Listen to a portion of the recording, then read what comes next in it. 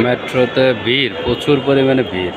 একটা ভিড় না ওঠার কারণে আরেকটা আস্তে আস্তে মানুষ জমে যায় হাজার শত শত। এটা হচ্ছে অবস্থা। 5 মিনিট পর পর দিলে ভালো হয়।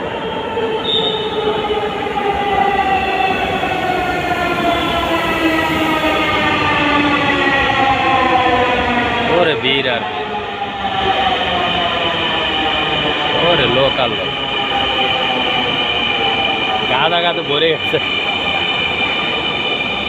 প্রচুর লোক।